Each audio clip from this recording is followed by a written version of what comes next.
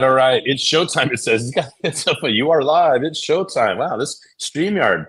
Props to StreamYard, making it feel like a real production. Sue, how are you? Happy Friday. Here we are for another installment of Get a Clue in 52 for speakers this time around.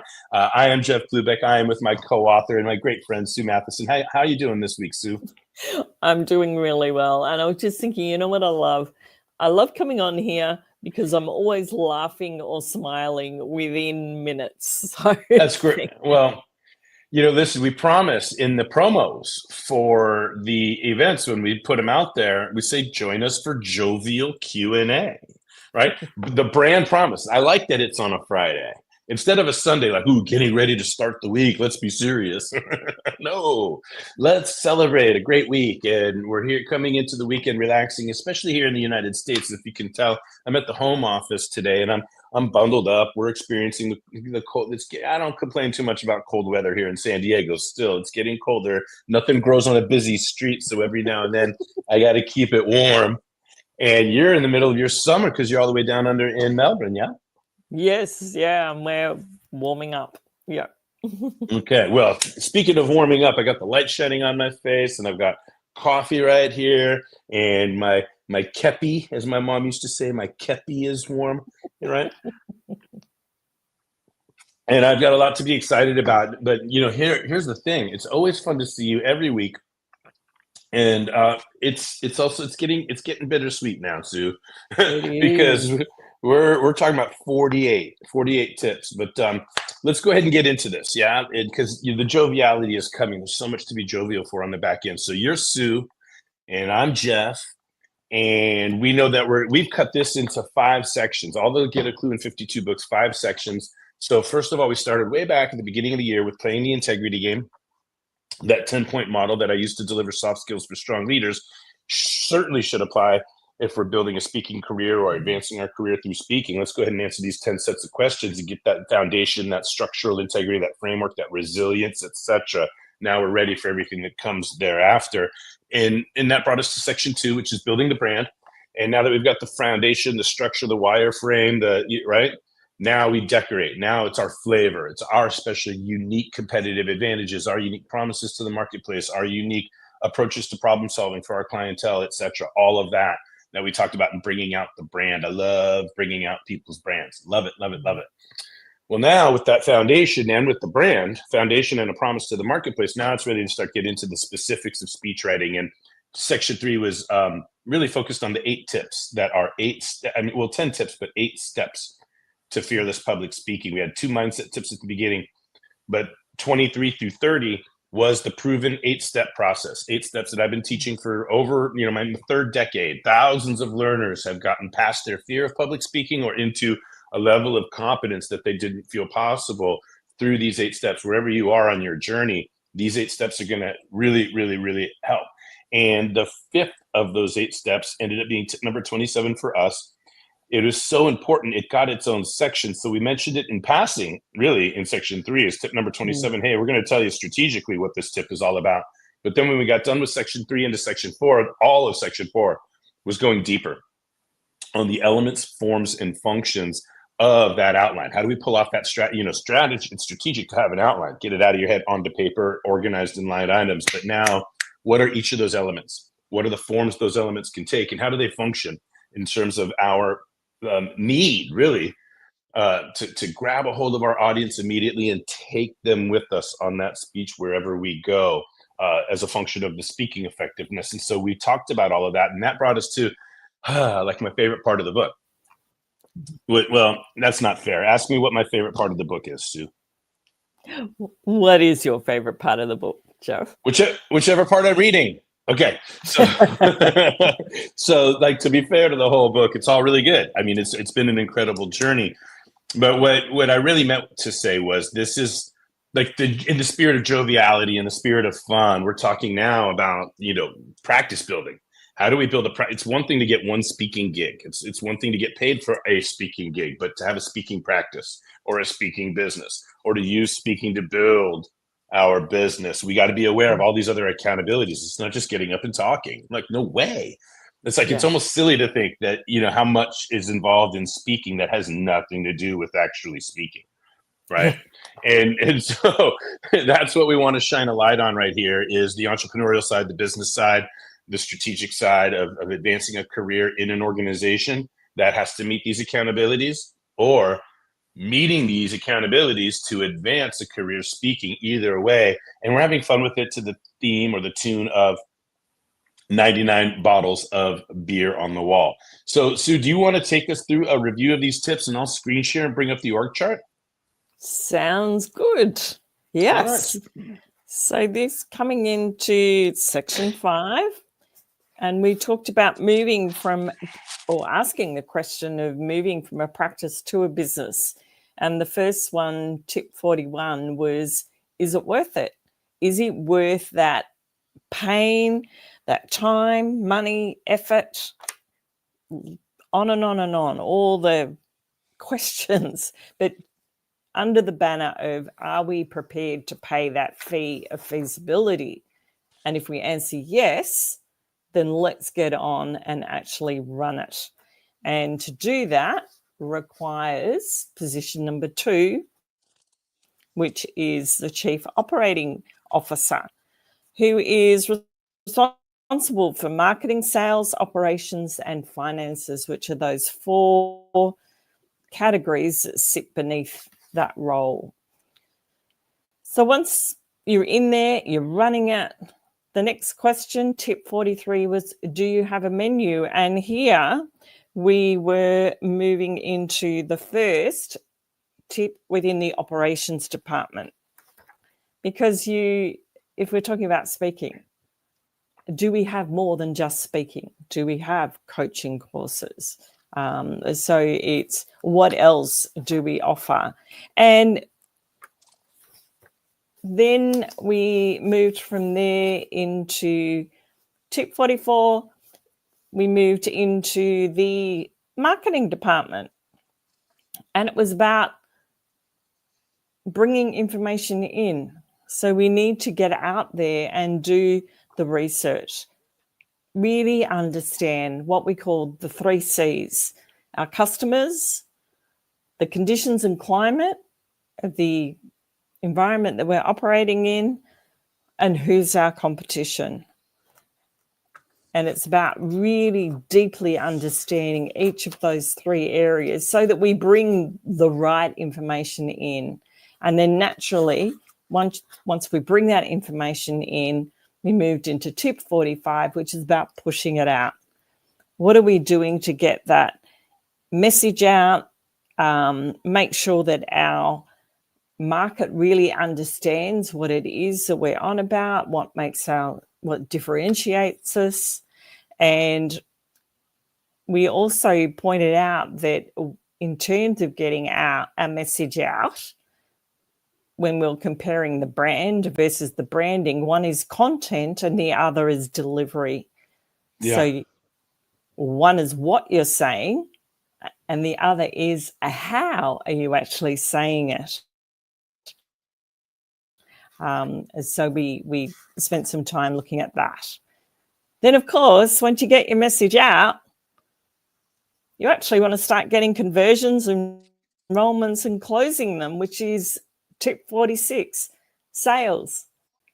And we made the point, it's not a 4-letter word, it's a 5-letter word. So that's the funny part. Yeah, sales. That's one thing, Sue. Like first of all, get past the fear of sales, but some people are so afraid of sales that they try to don't stay beneath it. Is I'm afraid of sales. They go I'm not a salesperson. It's beneath me. They posture above sales to get out of having to do sales if they don't really like sales. And we made the point, isn't it funny? Now you're gonna have to hire a salesperson to do the sales that you want. You're gonna have to sell yourself to a salesperson to go do the sales that you don't want to do. And oh, by the way, if a salesperson could get you a speaking gig, what's going on in their life that they're not getting their own gigs for themselves? Why do they want to stop what they're doing and get you gigs? Let's get back to sales, please. It's not a 5-letter word. I have a lot of fun with that one. Go ahead, Sue. You're doing great. Yeah, it was great. And sales is the only accountability in that department. Well, converting is the only accountability in the sales department, right? Convert. Who gets the gig? Who signs the check? Who inks the contract? Who gets that at the point of transaction, not the idea, not the pipeline, not the prospect, not the appointment, but who actually collects the money, who collects the signature on the contract. That's converting a lead, a prospect, converting them to a client, a commitment, a transaction, an agreement, right? It's a really different behavioral style than is needed for market research to bring in, or even the promotional behavioral style info out. We need a closer. We need somebody that's ready to confront, and and ideally in an ethical way. That you know what I mean. But it's tough. It's tough. Yeah. That accountability is tough if you have to do it for yourself, because you're trying to be nice, you're trying to be diplomatic, you're trying to be the speaker, but you need to get the deal done too. And you have to have the right amount of like, hey, following up on the contract, hey, following up on the payment, I'm still saving the date, right? Because I haven't got the retainer, haven't seen the money come in yet. And you got to, anyway, keep going, Stu. 99 bottles of beer on the wall. Anyway, keep going. I love it. Yeah. So then we moved back into the operations department, the tip 47, to talk about the R&R game. Now, this wasn't rest and relaxation. This was about repeat and refer. So recognizing that it is so much easier to look after your existing customers and be out there all the time looking for new ones. And I think I'm just trying to think, do I have any? Yeah, have you got anything in addition to before we come into today? Anything? That's funny. Normally I'm asking you that. No, I don't. I don't. That's great. That gave me a chance to get settled in, and I'm ready to. Oh man, this tip is more fun than I thought it was. I thought this was going to be a light tip. Yeah, it's a fair bit in this one. Oh my goodness. Here we go. This is going to be crazy. I'm going to bring it up because it's better if I have to read this much. It's better if my face is up, looking into the camera, than down. So I'm going to go back to the screen share on this one. But just before, and I'm glad I'm drinking my coffee and I'm revving up. I'm going to go fast. But let me just say before we get started that the reason I think in my mind heading into this tip that I thought it was going to be light is because I keep it light when it comes to meeting this accountability. Yeah. Right? Okay. That's what we're about to see. And it's going to be funny because I'm about to take you guys, and now it's coming back to me. Oh my goodness. I'm about to take you back into my little 100 by 100 foot bedroom that I used to run my business out of way back when the kids were little, and now my daughter's anyway. So we're going to go down memory lane a little bit here, and it's going to be funny. But the idea is that actually now I'm realizing there's a lot to say, because when we're talking about knowing your surroundings, and that's just the title for the tip. What we're really talking about is facilities management, right? In terms of meeting and accountability, facilities management. Where does business take place? Wherever you do business takes place somewhere. And Sue, that we've got, whether it's Go High Level and the membership site and the web page and the funnels, right? Whether it's in the email inbox that you're interacting with people, whether it's, on social media, right? Or on all of the in-person stuff, or right here, whether it's on a Zoom or a stream or so we're going to get into that. It's very, very, it's very, very simple on one level. Wherever people go, and people meaning the business owner, the customers, the vendors, the partners, the prospects, any human being that visits the business in any of its touch points, who's managing the touch point? Yep. Who is managing that experience that the people have when they touch the business, wherever they happen to touch the business from? Does that make sense? It does. It does. And I think that's a key reminder of considering what are all those touch points. Yeah. Yeah. Yep. But it's all right, manage facilities, right? Okay. Have you seen my desk? Okay, this is going to be fun. Are you ready? Facilities management, or knowing your surroundings. Understand your surroundings. Pay attention to the experience that people are going to have when they interact with your business. Are you ready? Are you ready to get us started here, Sue? I am ready, and I open up with the comment. I'm trusting that setting a standard of excellence and delivering on my promises will drive repeat customers, which is what we talked about before. That said, are there any other operations I need to consider? I'm so glad you asked, Sue. The 8th accountability on Org Chart 101 is to procure, secure, operationalize, and manage all the where that business takes place. Informally, you could refer to it as knowing your surroundings. Do the lights come on? Do the computers work? Is there a comfortable place to sit? What is the decor? Is it noise controlled? Are food and beverage readily available? How is the lighting? How much space is there? How much space is there, first of all? And then is there a bathroom close by? And is it presentable? The 8th accountability is responsible for all of it. Let's get real and break it down. I'm already having fun, Sue. First, imagine all the answers to the questions. Where is your business physically? Where does the business of your business take place? If your speaking business is anything like my coaching practice, your answers will include, oh my God, we're not ready to cue the music yet, but lots of drum rolls here. Drum roll, please. Right? We're not ready to cue the music yet, but do you understand where this is going? It's so funny. I'm going to say it again because I like the rhythm and the buildup. If your speaking business is anything like my coaching practice, your answers will include answers to the question, where does the business of your business take place? Well, here we go. My bedroom. When I first started my practice and was still in training, my wife and I lived in a 1,250 square foot house until our first son was age 4 and our daughter was age 2. The desk was in the master bedroom, and all calls, paperwork, equipment, supplies, records, and projects were located, stored, or occurring in my bedroom. Is this familiar? Drum roll, please. Oh, I've lost the light here. That's okay. Give me a second. Facilities management. Here we go. Starbucks. God bless Starbucks, right? Everybody does business there. It works. I don't have to explain the pros and cons, as we all know what the Starbucks environment is like. And I have spent thousands of business hours there doing mostly computer work I can do with headphones on, but also countless complimentary and paid coaching sessions, or pulling off the freeway to use their Wi-Fi to hop on a webinar or a Zoom session. I think we have all been there, yeah? My car. Yeah. Oh my God. This is getting funnier and funnier. Okay. Again, all the above, except when I couldn't get to a Starbucks on time and had to pull over on the side of the road or some parking lot to get on a session. It got to the point, in fact, that I knew which Starbucks locations had parking lots. I mean, which Starbucks locations had parking spots within its Wi-Fi radius in case there were no seats available or it was too noisy to pretend I was giving full attention to a client. I felt like a very smart business owner when I would work. A very smart business owner when I would park close enough to the Wi-Fi signal, but was otherwise able to stay in the car to control the noise. Been there? I have more. My clients' offices. When I started coaching, I loved driving to my clients' offices to do sessions, mostly because they had a real office. A real office, which was a step up from my bedroom and Starbucks.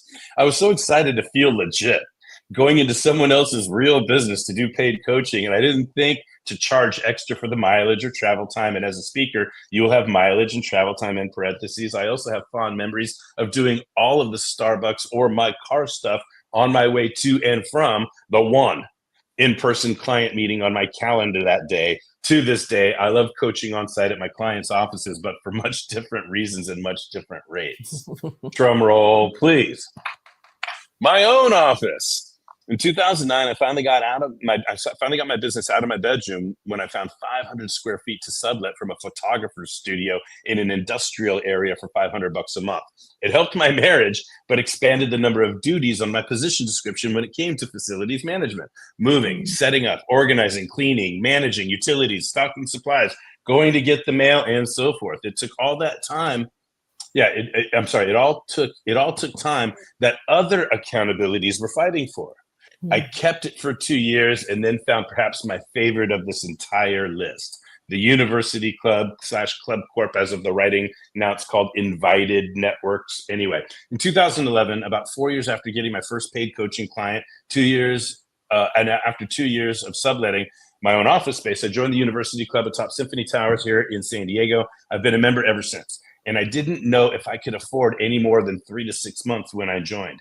It turns out that becoming a member of the university club with access to all the clubs in the Club Corp network, now Invited Networks, is among the top 10 best decisions I've ever made for growing my coaching practice and now my speaking practice. Non-Starbucks restaurants, hotels, lobbies, suites, and conference rooms. Hosting or attending professional and sometimes not so professional events such as networking, training, keynotes, expos, conventions, masterminds, VIP coaching days, and so forth. That's where business can take place. Oh, here's another favorite: airport terminals, airline bus lounges, business lounges, and on actual airplanes or trains, taxis, Ubers, anywhere. I was in transit but could take calls or bust out my laptop because I didn't have to drive. In 2018, knowing I was at a time in my career where I was traveling a lot, I decided to get some marketing done on every flight I took that year and ended up shooting over 100 flyby coaching videos that are among my most watched social media efforts. I posted a new flyby coaching video every single Wednesday for nearly 2 years based on all the videos I shot during takeoff on every flight in 2018. Actually, it was every flight in 2017. I digress. Some of the flights in 2018. So, all right, I'll make a note on that later. Online. Here we are, by the way. I'm back to where we are. Finish where you started or start where you finished. Websites, landing pages, Skype conferences, Zoom rooms, GoToMeetings, webinars, and Google Meets, to name a few. We should add StreamYard to the list, which is where we are right now. A lot of business is done online these days, and it all still counts as part of the where that must be managed to meet accountability number 8. Now that we painted a picture of all the where, imagine all the people who interact with your speaking business and what they experience in the where that your business takes place. The pros, the cons of what people experience are linked to the things we have control over and those we do not. And among the elements we do have control over, which are you paying attention to, making strategic decisions about, and getting the desired experience for the people who interact with your business? The reason we love places like Starbucks, the business club lounge, or the hotels is because all of the things they take care of for us. Places to sit, things to eat, decor to behold, Wi-Fi, lighting, you get it. And everything we dislike about those same places are because of all of the strategy and control we give up when letting someone else's business take care of the 8th accountability in our business. I'm going to say that again, Sue. That's like the heaviest line in the whole thing. And everything we dislike about those same places are because of all of the strategy and control we give up when letting someone else's business take care of the 8th accountability in our business. We are customers of other people's businesses when doing our business at facilities they manage. We're getting number 8 taken care of, and they're taking care of number 7. So we repeat and refer using their facilities for our on and on and on. So in over 17, now 18 years of making money as a coach and speaker, etc., and building a coaching practice, I've only had my own office space for 2 of those years. That means 13, now 14 years of all the above, with every imaginable shortcoming of not managing my own facilities where business takes place. I've made it work. But I've also been embarrassed, inefficient, grossed out, scared, frustrated, stressed, and a number of other undesired things when doing business where somebody else is managing the facilities, where I was depending on someone else for the things I need to create a good experience for the people who interact with my business. And cue the music. 5 more accountabilities on the chart, 5 more accountabilities. I don't describe my own business as a coaching business, or a speaking business for that matter. I call it a coaching practice partly because I've only had my very own office space and facilities to manage for less than 13.5% of the time I've been, quote, in business. This tip was a little more fun to write as I went down memory lane and revisited all the challenges I have made work when working in my car, remotely from home, on the side of the room, or at 30,000 feet elevation. But when it comes to this accountability, the closest I will get to calling what I have a business is when I use a qualifier like mobile. First, and I'm going to laugh about this a little bit more, Sue, right? Here we go.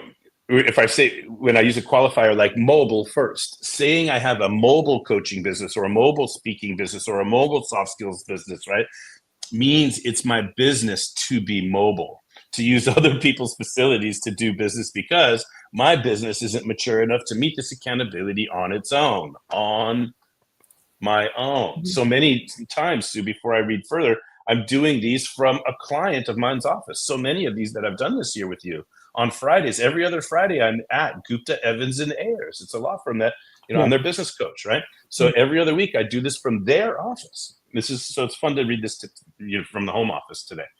All right, one day after Thanksgiving, and to the music. You nail one down and you pass it around. If you are not convinced from this tip that managing your own home office is hard enough, the office is if like there's more than one of you reading this tip, right? So if you are all not convinced from this tip that managing your home offices is hard enough, and finding reliable places to do business remotely can be even harder, the next 4 tips reveal several more reasons why speakers struggle to build what I would personally feel comfortable calling a speaking business. 8 down. Here we go. Is it worth it? Does it run? What does it sell? What must we know about the marketplace? What does and how does the marketplace know about us? How do we convert prospects to clients? How and how well do we get repeat and referral clients? And where does all this take place? And what do you, prospects and clients, experience when doing business there? And resume the music. 4 more accountabilities on the chart. 4 more accountabilities. And that's that. We did it. Woo! That was a mouthful, Sue. So what do you got? Yeah, let me take a deep breath and let's hear some of your feedback on tip number 48. I love the realism of this and the honesty of where you were at different points when you were running your business. It's, to me, a really good reminder that that's okay. I know at times, and I think and we've talked about it in different elements, but there's that posturing where we're trying to pretend that we're running a business. And so we go into a space that's not our own. We try to make it look like it's whiz bang, gee whiz, awesome. But then we have to suffer the embarrassment when something that we have no control over happens and we have to go, oh, actually, I'm not really... Whether it's noise or something can happen. And I've done it. But I think for me, what I love about what you've shared here is be okay with where you're actually at and the joviality that you bring to everything you do. I think helps to take that away too and say, hey, look, this is me. Like, you're still going to get absolutely incredible value. It doesn't detract from that. But this is where I am today, or this is what I'm dealing with, but I'm still going to bring you absolutely everything about me. And I that's what I'm finding in reading this tip with you, that it's a really good reminder. Well, thank you. And, it's I love what you said, the joviality part. And I've been through all the posturing, the fake it till you make it years. And I remember, being home with my daughter. I know that there's audios in my coaches training that students who are learning how to coach listen to, and you can literally hear me back in the conference call days on the 1-800, *6 to mute yourself when we would meet on conference calls to make the recordings, and you can hear my daughter in the background. And I hear me mute it because now imagine in that moment, I'm like, I got to be a coach. I have to be a coach. Like, hey, I'm trying to book this speaking gig, and quiet. And of course, as soon as you tell no, especially not my daughter. Oh my God. Right. And you, and it's just the benefit of getting a little longer in the tooth. Same situation now. I'd just be like, hey, I've got my daughter in one hand and I've got a pen ready to sign the deal in the other. And I would just be straight about it, rather than all of that. And if we can, because you've got enough to deal with building don't put unnecessary pressure on yourself, please. Yeah. You got enough to deal with without the posturing and not the faking it. And most people will forgive. And if you could just stay zen and be yourself, so I'm a big advocate for that. But yeah, there's a big memory lane there. The joviality is there, laughing at myself, being honest and transparent about the fits and starts. Just to be a little bit like dickish. I don't know if that's the right word that I want to say, but it's like, I'm trying to prevent the next loser from faking it till they make it with me. Just be yourself with me. I don't want to see any more fakes and phonies out there. Just be yourself, please. If I can be a little dickish about it, but like I've earned the right. I've anyway. But there's so many other instances, right? Sue, in the year, I've been at the Bahamas. I've been in Cancun. I've been I've been at the University Club. I've been in my client's office. I think I've done this in the car at least once, right? I'm at the home office. I mean, how many different locations have I done this from? Right.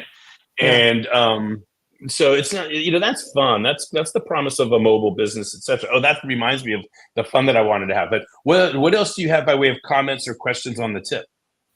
That was the main thing that I wanted to just bring out. I think it's a refreshing reminder to be real, put our energy into the value that we're delivering, how we're showing up, rather than posturing and trying to pretend that we're in a space that we're not really. To your point, that trying to do that is going to take our focus away from what we really should be focusing on. Yeah. So are you ready for the fun that I want to point out here? Because it's been on a week-by-week basis, it's been kind of isolated fun, a la carte. And I don't know if you or certainly any of the viewers out there, like the throngs of viewers that we have. I'm sorry, right? the nation, the Get a Klu nation out there. Anyway, I'm very, very, very happy for Friday. But here we go. What I want to get at, Sue, is I want to point this out because it was like funny and it's funny and it's funny, but it wasn't funny enough to stop and shine a light on it. But I think it is today. And it goes a little something like this. Wait, where's my window? It's got to be right here. Okay, so check this out. Are you ready? Yeah. Tip 48. Okay, here we go. This right here. Okay, so do you see this? Because when it comes to this accountability, this is my favorite thing. This sentence right here, the closest I will get. Okay, this is, I don't know if you've realized this, but this is a hook that I've put into every single tip. The closest I will get to calling my business or calling what I have a business is when right? So, it's funny every week, right? When the closest I will get to calling what I have a business is when I use a qualifier like mobile first, right? And then it's funny, right? They're saying I have a mobile coaching business means it's my business to be mobile, to use other people's facilities, yada, yada. But let's look for this in the previous tip. Are you ready? Watch what happens when we go back. This is just me entertaining myself a little bit. I don't know if you've picked up on this. Are you ready? But when we go back to the last tip, are you ready? Let's see it right here. When it comes to this accountability, right? What was the last tip? Repeat and refer, right? Yeah. Okay. So when it comes to this accountability, the closest I will get to calling what I have a business is when I make it my business to earn, repeat, and refer clients. Okay. So that's my insert joke here, right? Closest I will get to calling what I have a business is when I make it my business to earn. Okay. Let's see what I did the tip before. Okay. Tip number 46 now, right? When it comes to this accountability, did you know this was the thing, right? What's the tip? I haven't picked this up. Yeah. Okay, so what's the tip? The accountability is sales, right? Okay. Yeah. So look, the closest I will get to calling what I have a business is when I use the phrase "mind your own" if I am offended or in any denial when somebody asks me if I'm a salesperson. Hey, mind your own business. That's the closest I'll get to calling my business a business. Okay, let's go. Can we go back to marketing now and see what we've got here? Oh, do you understand? It was like when I'd come across it each week, I'm like, oh, that's funny. Each week in the last handful of weeks, I haven't stopped to really shine a light on this hook that I've built into every I think most every tip in the section. So now we go back to marketing, tip number 45, and let's see how we handled that. All right, what do we got? Okay, we're talking about like info out, right? Getting messages out to the marketplace, right?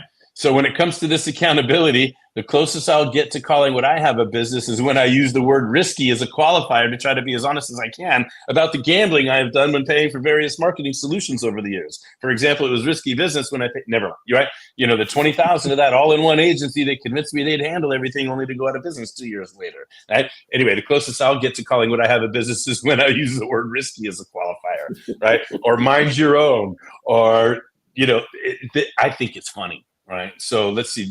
Is there another one in here? So this is for info in. Here we go. When it comes to this is info in, doing market research. When it comes to this accountability, the closest I will get to calling what I have a business is when I use the word lifestyle as a qualifier to try to be as honest as I can about what I really have. Right. I really have, a life. The closest I'll get to calling it a business is calling it a lifestyle business, which is basically all these years I've built this business around being the best dad I can possibly be. Right. And even doing so, I fail miserably all the time. Imagine if I had a career where I couldn't go to games, couldn't go to performances, couldn't go to practices, couldn't support Marianne when she was on corporate travel. Imagine, right? Anyway, I digress. I'm trying to shine a light on how fun the closest I'll get to calling my business a business is when jokes. All right, here we go. What? Where is it? Do I have one here that caught? I wonder if. You've used slightly different words. You've got, I still hesitate to call it a business. Come down a bit. Yeah, I'm inching, right? There. Where is it? Somewhere in the previous tip? I down hesitate. a bit further down. That where you are, that paragraph. Oh, yeah, I still hesitate to, now that I've added, I still hesitate to call it a business because, it wasn't a real joke there, right? So I guess I started the string of jokes like in the marketing department, but go figure. But I thought that was fun, like mind your own business and lifestyle business and mobile business and risky business. And so there's a preview. Tune in next week to see how close I'll get to calling my business a business, right? It's very funny. All right. We have arrived. I can't believe how quick the time goes by. We're kind of in last call, but you want to know what? I just want to say a word of preview real quick. We're like a month away from launching the next in the series of Get a Clue in 52 books. And I don't remember how much progress I had made on this as of last week, but I can tell you now, Sue, we have a draft cover. We have met with the designer to give suggested revisions. I have a Zoom recording of me and Abigail on a Zoom with the cover designer. I'm like, Abby, meet the designer. And she's like, as bold and amazing as she is, first meeting with somebody, she was like, hello. And then over the 28 minutes, next thing you know, she's like, oh, you made my dad too thin and I'm taller than him. So you got to make me taller. And she's going right okay. So there's that, but I have written the full introduction is written. And because Abigail is going to be taking on so much of the writing in response to the Kluby snacks, the motivational quotes, and her responses to them, I really let it fly in the intro. Like, hey, everybody, we're trying to do a handful of things here in this book, right? Number one, I want to popularize Kluby snacks. Number two, introducing Abigail in non-particular order, but more on Abigail in a minute because that's what's really going to be happening, right? So I want to popularize Kluby snacks. I want to do the fifth in the series, right? So it is a Get a Clue in 52 book. It's going to be the fifth one. I mean, this is a milestone to get 5 years in a row of a brand new Get a Clue in 52 book, 5 years in a row. And that's not to mention the integrity game, 6 books. And so I'm on my way to double digits in the book thing. So I'm going to continue the string. I'm going to stay online. I'm going to stay relevant. I'm in my 6th year in a row. I'm going to come online once a week and read a tip. Right. But instead, it's not a tip. It's a snack. And the title, it's not going to have Get a Clue in 52 in its name. It's just going to be Kluby Snacks, bite-sized and delicious motivation. And introducing Abby Klubeck. Right.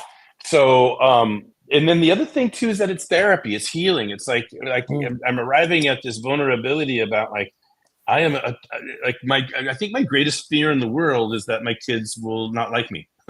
Like I have to be such a dad that I don't want. It's a weird game Yeah, to play. I Like, get it. Yeah, I get what right? you're Like saying. I gotta be the bad guy. I gotta set the boundary. I gotta say no. I gotta enforce consequences. It sucks, Mm. right? And just want to hug and hang out with my kids. I want to, and my biggest, and my daughter especially. She's my only daughter. She means everything, and it's just a real interesting journey. So there's like therapy and healing, and it's like a little window that's closing, and my last chance to make sure, have I done enough? Have I taught her everything? Is she ready? Is the knowledge transferring? Does she respect me? Does she know how hard I've worked? Does she understand the sacrifices we made? Does she know that we're always here? Does she realize that there's never another love on the planet like a parent's love? Does she get it all? And it's like amazing, Sue, when I read what she's writing, I'm blown away by how much she gets and how fun she is and how brilliant she is and what a good writer she is and how much has picked up over the years that I wasn't aware of. Like she's admitting things now in her stream of consciousness journal writing that she would never budge for 1 second in a real-time conversation. But in her bedroom writing about it, knowing that she's got an opportunity to be a leader in the world for girls and daddy daughters and siblings and all of the people that are affected by a healthy or lack thereof daddy daughter relationship and the teens and the parents and all of the stuff, she's embracing the opportunity and stepping up. And I think we're sitting on a project like nothing else I've ever done before in my life. And the last update, I think I'll tell you just to get it out there. I'm so tempted to screen share and start showing everybody everything. But originally Abigail was like, well, let's get mom and let's get my brothers in there somehow. And I'm like, well, I like where you're thinking, but I kind of just want this just to be me and you. But like, and then I was like, come on, Abigail, your mom, you think your mom's going to do any writing? Mom's the spreadsheet, the numbers person in the family. And then it came to me. Are you ready? The original Klubi snack, Sue, it was just my wife's homemade cookies. Yeah. Right. Yeah. Before I ever, I'm like, oh, look at Taste Marianne's cookies. They're so good. When I'd see somebody's face, I'm like, there, have a Klubi snack. And I'd be so jovial, cutesy calling them. So now it's going to be, are you ready? A forward by Marianne Klubeck. And it's just going to be the recipe. It's just going to be the recipe, nothing else, just the recipe. Forward by Marianne Klubeck. And just the recipe for Klubi snacks. And then we'll go into the intro. We have the 4 flavors, a baker's dozen in each category. So instead of 5 categories like you and I and all the other books, it's going to be 4 flavors. And then I can already see the shirts. The 4 categories. Are you ready? Did I tell you what the categories are yet? Remind me. Loving, discipline, ego, and integrity. Nice. So now what we've got, are you ready? Hashtag ego flavored Klubi snacks, or hashtag discipline flavored Klubi snacks, or integrity flavored Klubi snacks, or loving flavored Klubi snacks. Hey, have a loving flavored snack. And now you're like, I can see the t-shirts. Ego flavored on the front. Klubi snacks on the back. Bite-sized and delicious motivation. It's just the fun keeps coming. The fun keeps coming. And so we've decided that I'm going to write 1 snack for each baker's dozen. So the 13th snack in each flavor. Yeah. So you're going to read 12 from Abigail. I hope she gets all 12 done. I might have to write a half dozen each if she doesn't pick up the pace a little bit. But she's close to finishing a section. I think she'll get it done. But imagine reading 12 snacks, her responses to 12 of my Klubi snacks, all in a similar category as a through line. And then I come in with the last snack and transition us into the next category. Yeah. So that's where we're at right now with the project. And I'm so looking forward to this. I think it'll be very, very special. Where do you read what she has to say? Where do you tap into our dynamic and the amount of constructive, healthy bonding, and it's just, I can't even begin to tell you. It's all right here. I want the world to like tap in and get a piece of this, for their daddy-daughter relationship, or the parenting, even marriages. Maybe it'll help marriages talk about division of labor and who takes on the responsibility of being the disciplinarian, at what cost, at what risk. Or like, hey, I'm willing for my daughter to be mad at me in order that I do the right thing I need to do as a parent. I'm willing for her to be mad at me, but I'm not willing to not be a good parent. so, and how risky it is and how scary that is, right? And so it's coming out. It's coming out, Sue. And if anybody out there wants to read a draft or anything that we've got in the progress in order to give us feedback or to create like an advanced praise testimonial to go into the book, advanced praise for Kluby Snacks, or let me know, reach out to me. But that's the status on the project right now for Kluby Snacks. As a matter of fact, we probably have a Kluby Snack handy right here. Like, here's one. I never have any desire to make net lemonade unless or until I'm handed the lemons, right? Oh, here's one. The integrity game makes accountability non-threatening. Kluby Snacks are everywhere. The autobiographical purposes. But here's the one. Of all of the Kluby Snacks that she had to choose from, right, they're of the heart. They're not the professional ones that, all the Kluby Snacks that we have in our book, Sue, we've got so many Kluby Snacks in our book, the one that we're reading through right now. Right? Like this is one of them that we're looking at right there. And I'm sure this one came up as a function of our book. And here's another one for our book. All audience should have some degree of self-motivation to be where they are, right? Here's another one. Even especially when your speech is over, its purpose must live on. I mean, that's friggin' good, that one right there, right? But these didn't make it into my book with Abby because they're about speaking, or they're about coaching, or they're about sales, or they're about, so I have all these Kluby Snacks that are about meeting accountabilities on an org chart. All 52 with Abby and I are about loving each other and figuring it out and getting over ourselves and understanding discipline, not as punishment, but as the ability to delay gratification and do the right thing, and the overcoming separation anxiety of cutting the umbilical cord, of watching your babies grow up off into the world. And it's all of that. It's incredible. It's incredible. So hope I've given it a proper preview. I hope people are lining up to get on the pre-registration. Wow. We're gonna do a book funnel for people can sign up, get the book free plus shipping, and the marketing team they're gonna work on that and get your affiliate links, Sue. And Abby was so funny the other day. She's like, "Dad, how much are we selling this book for?" She's so cute. I said, we should sell it for $52. I said, we should sell it for $52. She's like, "Oh yeah." She's like, No, Dad, I'm not dropping $52 on the book. It's got to be something my friends can afford, Dad. Oh, it's. That's wonderful. So I said it's probably going to be. I'm like, okay, it's probably going to be $20.25 because Get a Klu at 52 for speakers is $20.24, and Get a Klu at 52 for coaches is $20.23. You know where this is going? It's probably going to be $20.25 to get yourself 52 Kluby Snacks. But it's cool because I love it. 2025 is the year of graduation. It's her graduating year, 2025. That's right. So there's a nice hook there, and that's one of the things that it's about. But also, guess what? I just think it's a silver anniversary year for the millennium. For the right or the centennial, right? It's the silver anniversary of this centennial. Right? On our way to year 2100, we're silver there. Anyway, so I just think I believe that there's going to be a silver lining over the entirety of next year, and I can't wait to be online with my daughter once a week, like I have been with you once a week this year, Sue. I know that you're going to be coming in and joining us and getting involved in the Kluby Snack conversations. So looking forward to it. Yeah, and I want dads and daughters all over the country to join in and get into the action, right? I got to come up with a sophisticated distribution plan, but let's get the book written first. And all right, so there we go. We've made it to. I preempted my own last call by previewing the next book in the series, but also it's so good for me to talk this into existence and vibrationally let the world know Abby's coming. Kluby Snacks are coming. Watch out, world. Neither are hiding in the background anymore. They're both going to be front and center next year. Kluby Snacks and Abby Klubeck. I love it. And I think that's a really wonderful place to close out for today. I don't have anything else to add other than I'm excited. Well, I mean, in that, I guess, transition space of celebrating the year that is almost coming to a close, that you and I have been on sharing these tips this year, and very much looking forward to what you and Abigail are going to bring to the world with Yeah. your new project. It's a neat time of year.